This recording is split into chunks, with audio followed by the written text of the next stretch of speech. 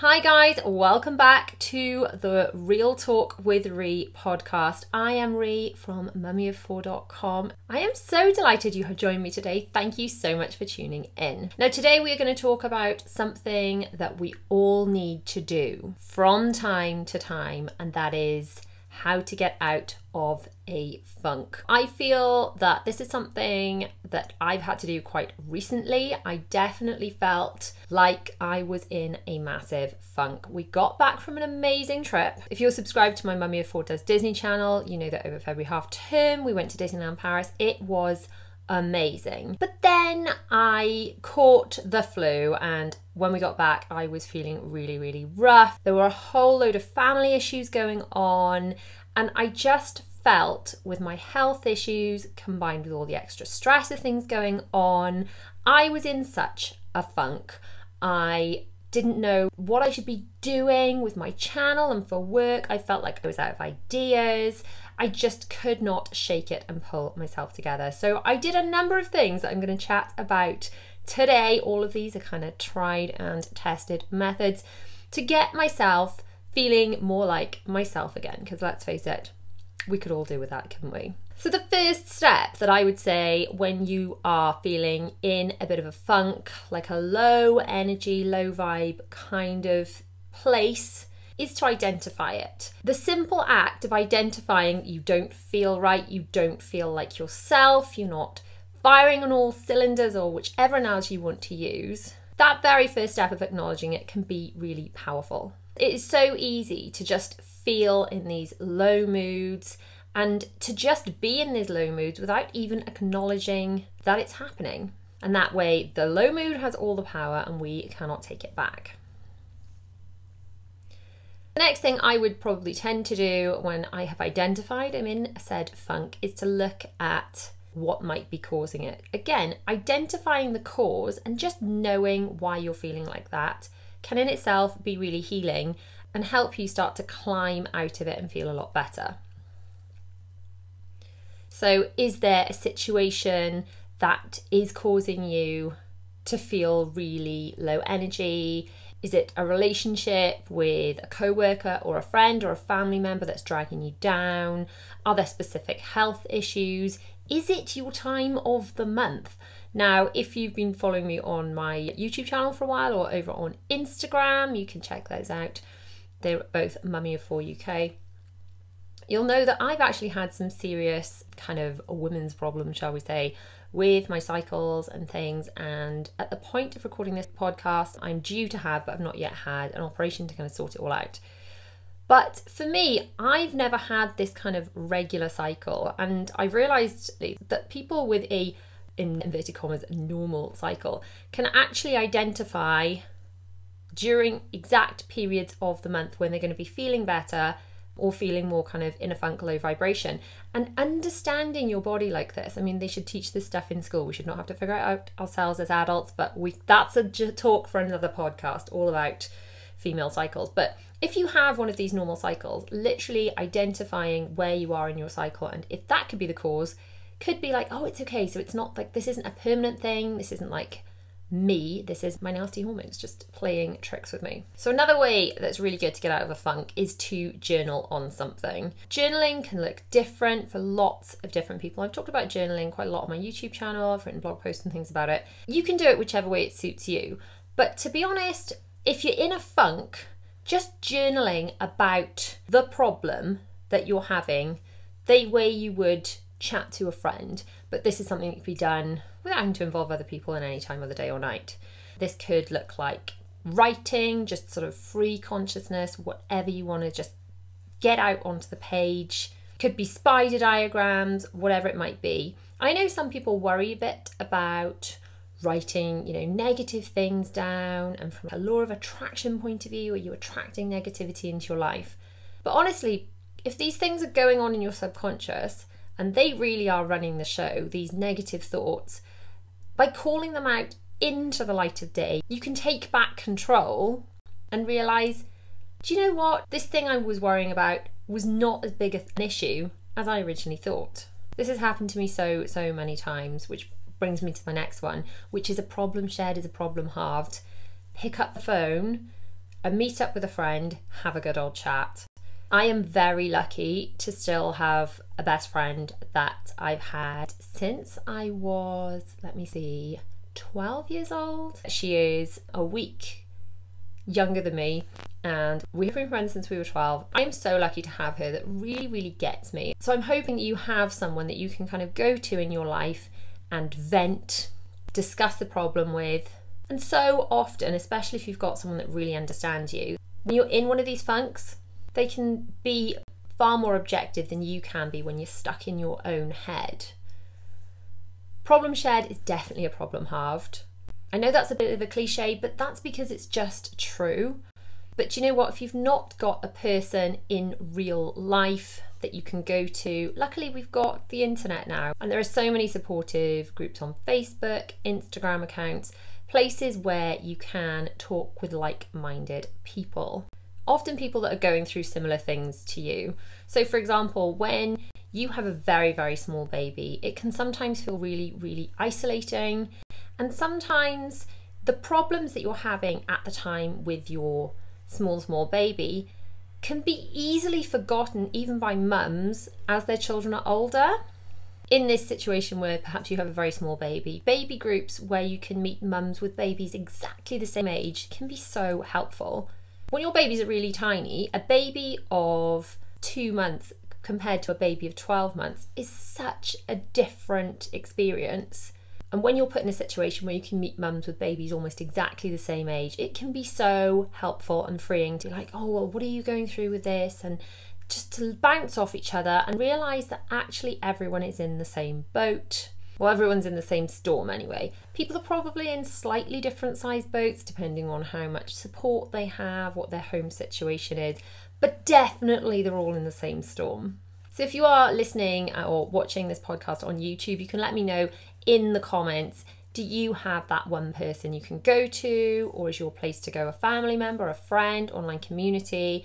Where do you go for your support when you're in that funk and you really need to vent? Hi guys, Editing Ree here, which you may not notice the difference if you are just listening, but if you're watching the video podcast on YouTube, yes, you can now see I've got headphones and my microphone in the shot. And there is a reason for this. It's because I was editing this podcast that you are listening to, and I heard some kind of audio squeaks and weirdness, and I had two options. I could re-record it from scratch, and the perfectionist in me wanted to do that. The perfectionist in me wanted to just start again. And I could have done that, but it would mean that I'd be one more podcast behind. And to be honest, it's probably best to just record something totally different. And then I've got an extra piece of content out there in the world for you guys to listen to. So then the second option would be to just chuck it out there as it was. I hope no one noticed, which actually when I put a little poll on my Instagram stories, that's what 99% of you voted for. They said it'd be fine, Ree, just chuck it up. I have gone for secret option 3, which is to very briefly interrupt this podcast to discuss it, because it harps back to something I was talking about in my very first podcast, which is overthinking and perfectionism.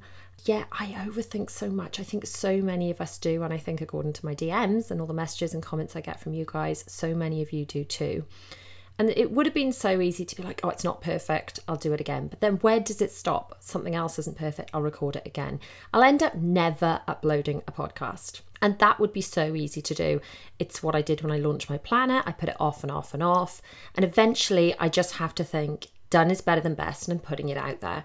So how may this apply to you in your real life as a mum going about your business? It's so applicable. Imagine now, let's take our children. So imagine your toddler starts to walk, you manage to catch it on camera, but then you say to them, oh, do you know what, darling? You did wobble a bit, so should we film it again to see if we can get a better version? If every time as our children tried something new, they felt criticised and it wasn't perfect, they'd eventually give up and none of us would walk or learn to read or write or anything.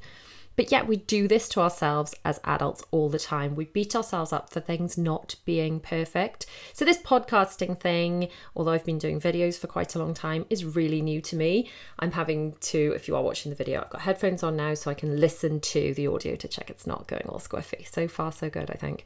I have to take the audio for the audio podcast, and then for the video podcast I have to go together with the video and have to stick it all together in post production in my editing software. Oh, hang on, someone's at the door. Okay, I'm back. Yes, someone is at the door because of real life. You know what I mean? Real life happens sometimes, and could I start recording this whole segment again? Yes, but it's defeating the object of what I'm trying to say, and that is over perfection. It's what I talked about in that last podcast. So I'm asking you to forgive some of the audio little squiggles that you're going to hear in the rest of this podcast when we're talking back about getting out of a funk. And I've got to say, when I am in a funk, I am far less forgiving of imperfections. But we're all human. And as mums, definitely we beat ourselves up way too much. So I want you to have a little think where in your life your perfectionism is just procrastination dressed up as perfectionism. Maybe you're thinking, oh, I haven't got enough time to clean the whole kitchen, so I won't bother. I just will leave it. Whereas actually, you're better off doing a little bit of it and getting it done. Might not be perfect. Do a little power hour. I don't have time to change all the beds, so I won't bother doing any. Just change one. Just do one. Progress over perfection. So I might be recording future podcast episodes with my headphones on, and you can see my microphone and all the gubbins. But I think that has to be okay. I want this podcast to be a little bit more about real life. I mean, I've called it Real Talk with Ree. Not a perfect name, but it is what I want to do, which is just keep everything a little more real.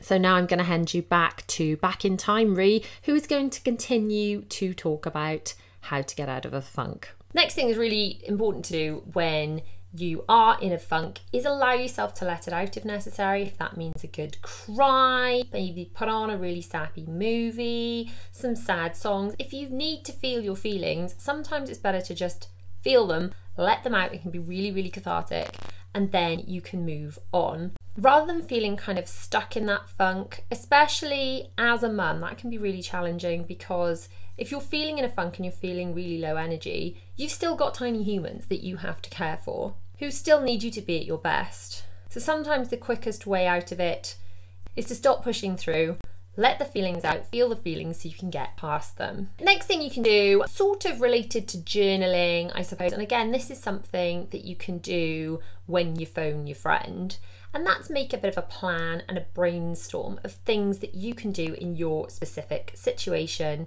to work out your issue. The thing that is causing you to feel in the funk, or quite often, we lead such busy lives, it's when a number of things come at us from different directions that you just feel like you don't feel like yourself and you don't know which way to turn. I know those are the times that I really struggle. It's like you can have one thing, you know, one extra ball to juggle amongst all of the life and the children and all the things, but you throw a few extras in, you then got family problems and work problems and health problems. That's when it just becomes totally overwhelming. Make this plan, whether you do this on your own, with your journal, with a friend. I definitely recommend, if you're not speaking it through with someone, to get pen to paper. I find that really helps me clarify in my mind. And then you can add to that list of ideas of how you can help improve your situation. Is it that you need to ask for more help? Are you struggling with the housework, so you need to outsource and perhaps get a cleaner in, be it once a month, just to help you get back to it? If it's financial issues, where can you go for advice? Sort that out. Which action steps can you take to make that better? If your job is becoming too stressful, who do you speak to at work to help you take the steps to make it more manageable? They say a goal without a plan is just a wish. So make that plan, and then you've got some action steps, some structure to follow, so you can start feeling more like you again. One very quick and easy solution when you're feeling in a funk is just to get outside and get some fresh air. Maybe that's sit in a garden, go for a walk, sit in a park. sit outdoors in a cafe. But fresh air really can be so underrated for blowing away the cobwebs. It's funny because we're in that kind of funk, or at least when I'm in that kind of funk, the last thing I want to do is go anywhere. I just want to stay in and become more introverted. But actually getting outside just helps so much every time. And then the next thing you can do, rather than changing your environment by literally just stepping outside, is physically switching up your environment. I have always found that sometimes when you're in a massive funk, you associate your home and the way it is at the moment by feeling really stuck. So sometimes by refreshing your home or the place you work or just the place you spend the most time, you can really help to feel like you've had a fresh start. So maybe if you know you are struggling to sleep, rearrange your bedroom, stop staring at the same bit of ceiling where you associate your insomnia, switch around your bedroom, feel like you've got a nice fresh bedroom, perhaps with blackout curtains added, a place where you really can sleep better. So if you watch some of my recent YouTube videos, you'll know that I've just had a recent refresh in my office, and part of that was because I was in a massive funk. So following the flu, which took me the best part of a month to get over, I was feeling really creatively stuck. I didn't know what to make videos about. I mean, part of that was probably because I had brain fog from the flu, but I was just generally feeling like I don't know what to do. I didn't feel creative. So I thought, you know what? I'm going to switch around my office. I'm going to fall back in love with making videos by making my home office a nice space to be, by making my home office an easier place to film, by having everything I need where I need it and more likely to actually get stuff done. Maybe you're in a rut and you're fed up with cooking. Swap around some of the things in your kitchen cupboards. For example, when we lived in our last house, and shout out if you're one of the OG followers and you remember when my YouTube channel was in our old house, but we had a much bigger kitchen. This kitchen is actually easier to use, the smaller kitchen in our current home. And I could have done something so simple in the old house that I just didn't even think of. And that's switching around the internals of the cupboards. We'd have the dishwasher down one end and then the plates lived up the other end. And then you had to walk them back past the dishwasher to get to the table. With hindsight, it was ridiculous. But by switching those things around, that would have made me fall back in love with that kitchen because it would have been easier to use. So switching up your space really,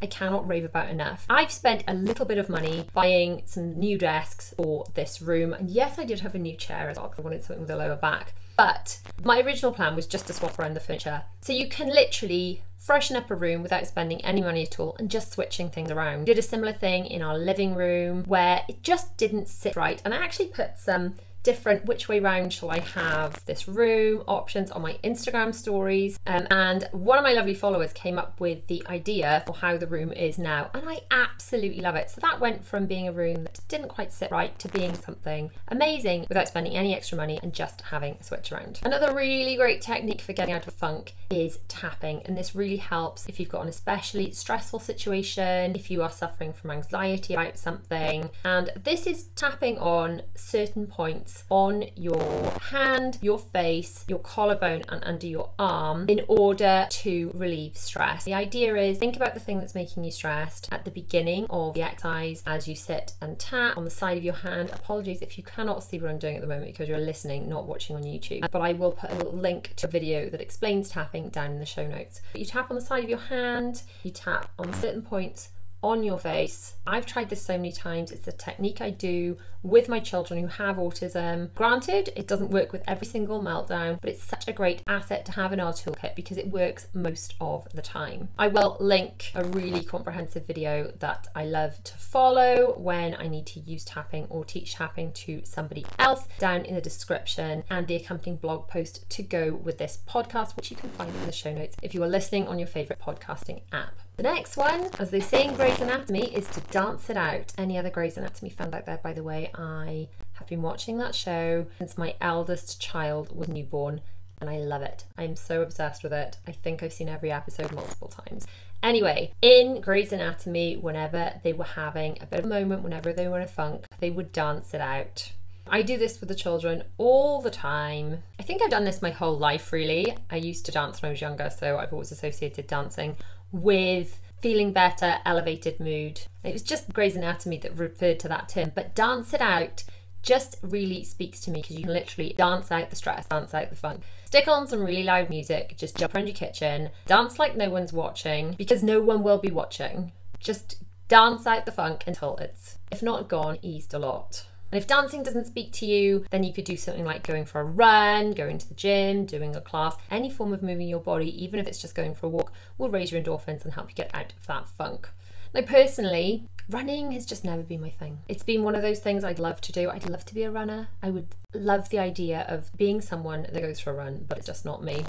I guess it's not for everyone, is it? And I think as I'm getting older, I've realised that if I want to do something exercise-based I'm actually going to stick to, it's got to be something that's more inflow and less something I kind of hate.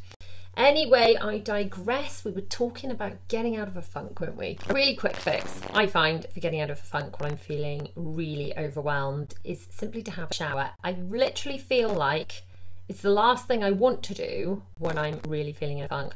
But the warm water, it just feels like it's washing all the stress away and down the plug hole. I can't think of a time in my life where I've ever had a shower and did not feel better, whether I've been feeling mentally or physically out of sync. In fact, I do remember when my youngest was born, and my youngest is now 6, and she was 3 weeks early, so I was induced. I have talked on my YouTube channel before now about birth stories and things, but let me know if you'd like to have a podcast where we chat all things birth, because that would be a good thing to have a little chit chat about. Anyway, so she was born 3 weeks early, and then several days after she was born, I think it was 3 days after she was born, because I was over 48 hours postnatal, I started violently shaking, and I ended up back in hospital with a really nasty infection. I had sepsis, and I had one of those drip things in my arm, and I just felt the roughest I've ever felt in my whole life. And a few days in, so bear in mind I've got like a thing in my arm, like one of those tap things to stick the drip in, and I just feel disgusting. And I've got a newborn baby that I'm caring for. My other children had come down with chicken pox, and my husband was at home with them. They weren't allowed to come in and see me. I was being barrier nursed. The whole thing was a mess, and I just felt so ill. And then a few days in, because I had been too ill to do anything other than going to the toilet, I caring for my baby, just trying to feed through the night and still have no sleep and have sepsis all at once. So a few days in, I managed to drag myself into the shower, hanging my arm out of the shower to try not get this plug thing in my arm. I can't even think what it's called. Is it called a cannula? Someone will film me, I'm sure, on what it's actually called. So I managed to have a shower, and while I was in the shower, I think my auntie or someone, I think, had perhaps come to visit and was sitting with Zara, who was the baby, and the nurses, because I'd finally got out of the bed, managed to change my sheets. For days and days I'd been sitting in just disgusting sheets, not showered, and I got out of that shower and sat in fresh sheets, and I thought I was healed. I felt so much better. My medical status had not changed in that 20 minutes, but I felt so much better. I felt healed. I felt mentally better, and therefore I felt physically better. So while a shower may not be actual magic, it can sometimes feel like it. And if you just really don't want to, then it's worth dragging yourself into a shower if you are in a funk, and you will feel better. I guarantee it. And if not 100% better, just a step better. And sometimes when we're in a funk, that can be important to realise that we can't go from, if it's a scale of 1 to 10, 10 being like you're having the best day ever, and 0 being like you're having the worst day ever. You can't expect to go from a 0, 1 or a 2 to a 10 in one step. It's more about thinking about improving how we can move up that scale in order to get out of a funk. We've got so much pressure on ourselves, on our lives these days, especially as mums. The mental load we have to juggle is insane.